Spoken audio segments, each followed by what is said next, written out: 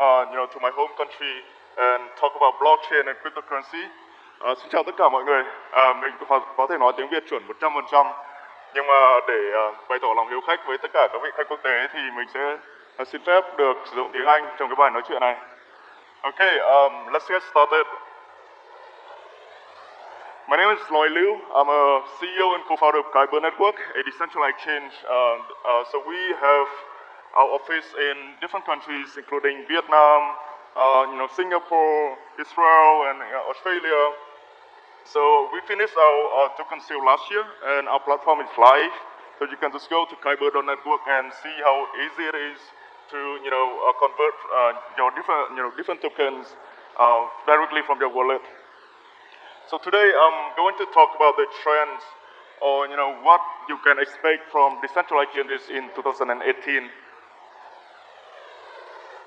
In the last few years, right, we have seen a tremendous growth of cryptocurrency.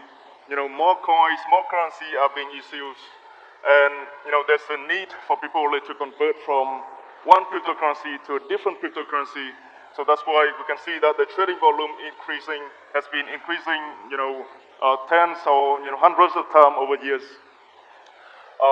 So most of the trading still happen on centralized exchanges, and as a result, there's a great amount of asset being held by these centralized exchanges, and as a result, right, these centralized exchanges become the target of hackings and internal fraud. So the first major incident that that everyone is aware of is Mt. Gox. So in case you don't know, Mt. Gox was the most popular Bitcoin exchange back in 2019. And do you know how much Bitcoin was stolen back in 2013? Sorry? It's a little bit more. It's around 860,000 Bitcoin. Don't try to convert it to fiat. It's a huge amount of money. But Mt. Gox couldn't answer what happened to all the Bitcoin that user deposited to the exchange. And at the end of the day, right, hundreds and thousands of Bitcoin users got affected. And over the years, Mt. Gox was not the only incident. Most of the major exchanges are being hacked or have been hacked. I didn't see Huobi here, so good job. So just a couple of months back in Japan, CoinCheck, they got 530 million USD of cryptocurrency stolen, and this posed a lot of questions to the regulators in Japan. And at the end of the day, the end users are the ones that get affected. So because of this, so this is not the only major concern. With centralized exchanges, we still have the problem with transparency, in which a lot of these exchanges, they have like wash trading, right? Because they can just trade between their own accounts and to increase the volume of their own exchange. And some of them even like close the user position arbitrarily, and there's no way for the users to see what is going on within the servers. So all of these pose a lot of pressure to the regulators, and there's a great demand for a better and more secure, more transparent trading environment for the users in cryptocurrency. So that's why we have seen several proposals for decentralized exchanges in the last couple of years. So apart from Kyber Network, we also have EtherDelta, 0x, Omisego, SWAP, and IDEX. I'm not going into the details of how each of these exchange works, but this table gives you a brief understanding of their approaches and what is the trade-off, what is the implication in terms of like performance and security assumption as well. So when it comes to decentralized exchanges, you need to ask whether the exchange needs any custodian for the user fund, whether the order matching and the settlement is done in a transparent way on the blockchain, or is it done within some local server. So the first candidate that we have here is IDEX. we can see that they have, they operate as a custodian for the fund of their users. They do all the order matching and the order settlement within their own server. So technically, this is not much different from a centralized exchange. And the other candidates that we have is Ether Delta, swap, and 0x. So these exchanges, they follow a hybrid model in which they have the off-chain order book, and and because of that, the order matching happens within their own website, their own server, but there's no fund custodian, and the settlement happens in a transparent way on the blockchain, guaranteed by the Ethereum smart contract. So we also have OMG, which built their own plasma chain or a side chain. So basically, everything can be done on-chain, but this comes with a great security trade-off because now people have to move to a completely new blockchain instead of running everything on the main Ethereum chain. But with this trade-off, they can get a higher transaction rate and they can scale a lot more. Kyber, so we do everything on the blockchain. We run everything on the smart contract. So we even have a mechanism to guarantee the liquidity for the users. So what that means is that every time you want to trade, we can find the other counterparty to trade with you. And the downside is that our scalability is limited by whatever Ethereum can provide. So with all of these different approaches, what are the applications and what can you expect from these decentralized changes in 2018? So the first one is, most of these decentralized changes support the user to trade directly from their own wallets.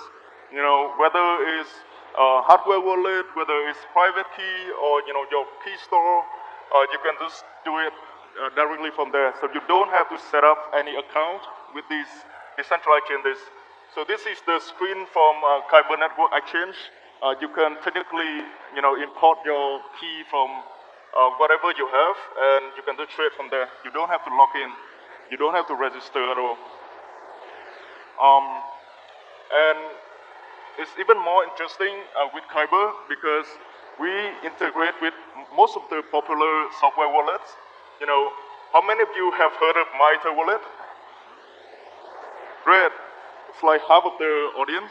How about ARM token? ARM token, the most popular wallet in China. Great, thanks. Yeah, so these two wallets alone, they serve around 2 million crypto users. And we also integrated with other wallet like Toshi, Trust Wallet, Cypher Browser. So with all this integration, we allow the users to trade directly from their own software wallet. They don't have to go to any external website. They don't have to trust any new third-party server or whatsoever. They can just do everything from there.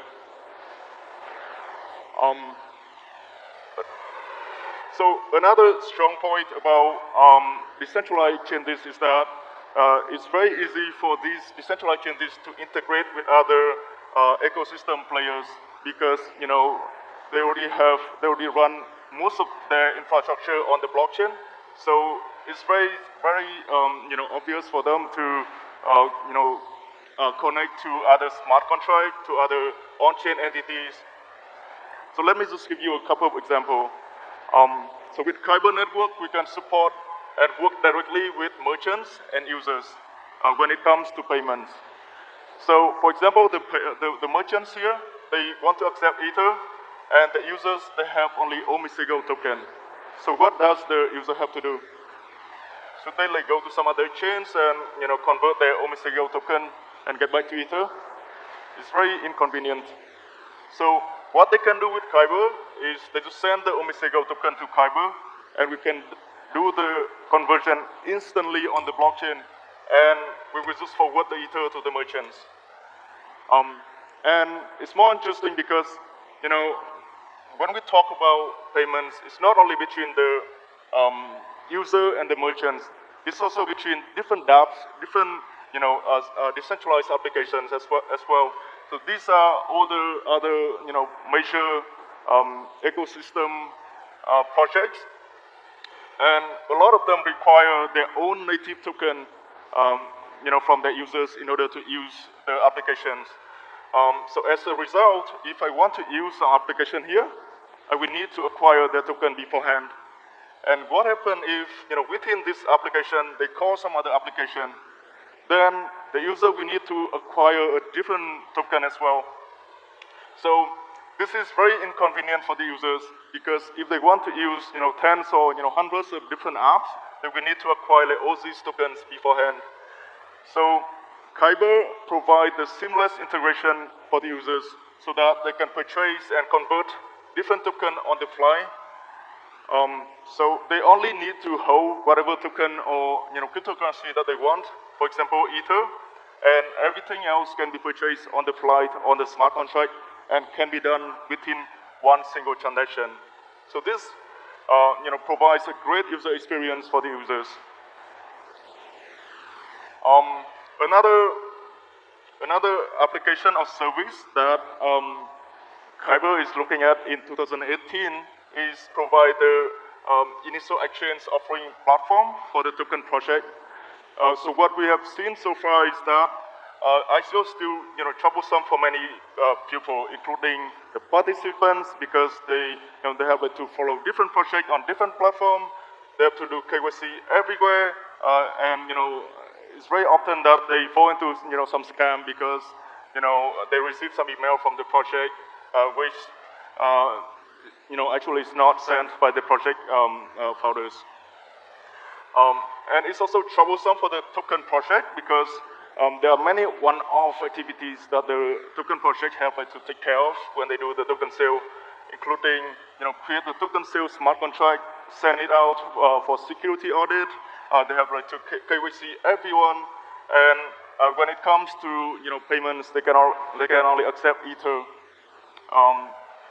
So with the IO platform on Kyber network, project can do the token sale directly there, to all the KYC users that Kyber already acquire, and they can subscribe to only one single platform, and they can follow all the different token projects there. And there's no custodian of fund because the fund still stay with the users. Only when they want to contribute to the project, they will send the fund to the smart contract. So Kyber do not keep user fund at all. So compared to the current way of doing token sale and to the new way of doing token sale, we can see that it benefits both the participants and the token project. So a new trend for all the decentralized changes in 2018 is supporting more trading.